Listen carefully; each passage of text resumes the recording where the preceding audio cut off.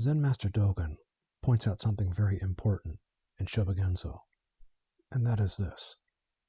Delusion is not something that exists in your mind, something that can be removed by Zen training or meditation and replaced with enlightenment.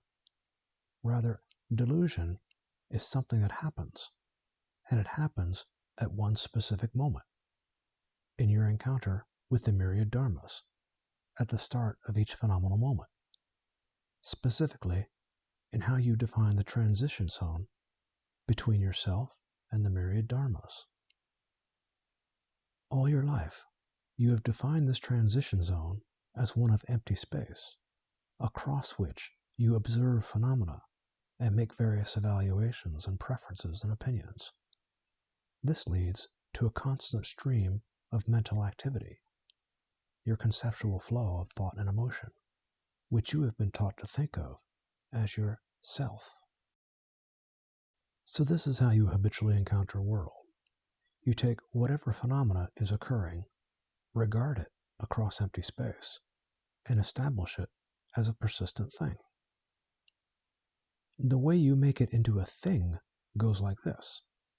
You take hold of the phenomena mentally and define its being as existing within clear edges in both space and time.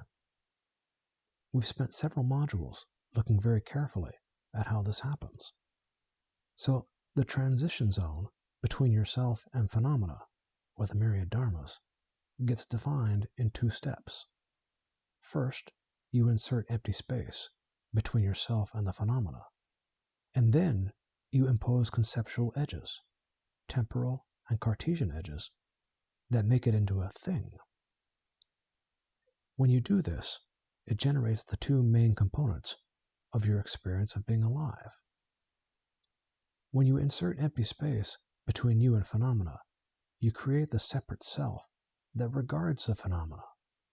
You separate Jiko from Banpo.